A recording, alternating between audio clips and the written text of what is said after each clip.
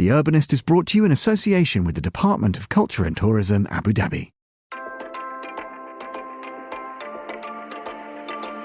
Saadiyat Cultural District Abu Dhabi is a beacon of hope and inspiration.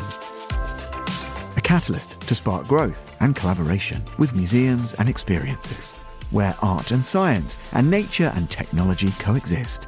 The belief of Abu Dhabi that culture is the backbone of our society.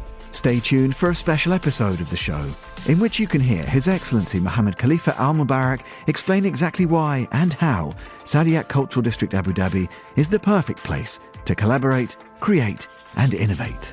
Saadiyat Cultural District Abu Dhabi, proud partner of The Urbanist on Monocle Radio.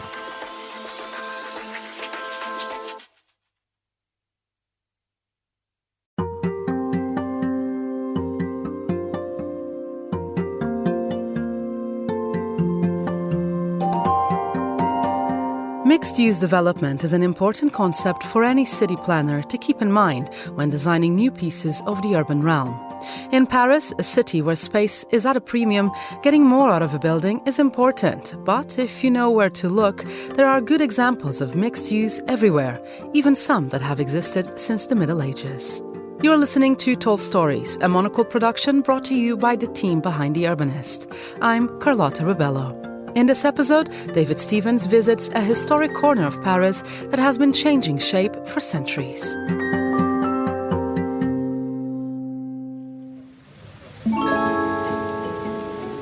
Le Carreau du Temple in Paris's 3rd arrondissement is the definition of mixed use.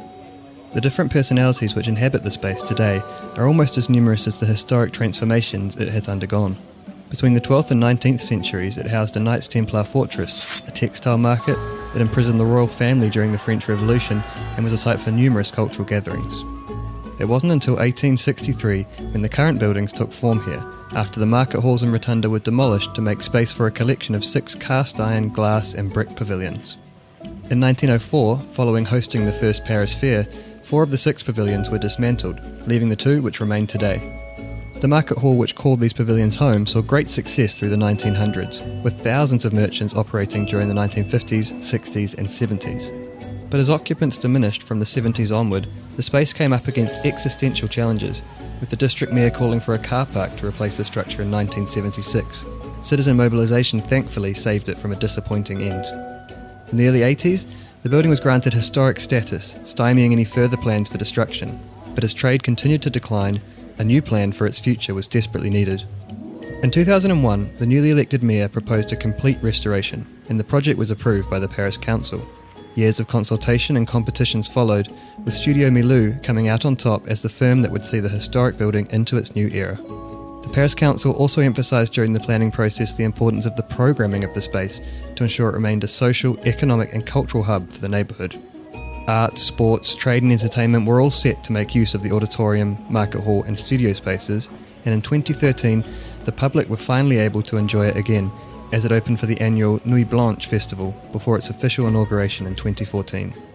Now, 10 years since its reopening, and at the time of recording playing host to the Media Centre for the Paris 2024 Olympic and Paralympic Games, life has certainly returned to these halls. Within its perfectly preserved grey iron and glass facade, and among its natural wooden interiors, Le Carreau du Temple has resumed its role as a community catch-all, as it has been throughout its history here in Paris's 3rd arrondissement.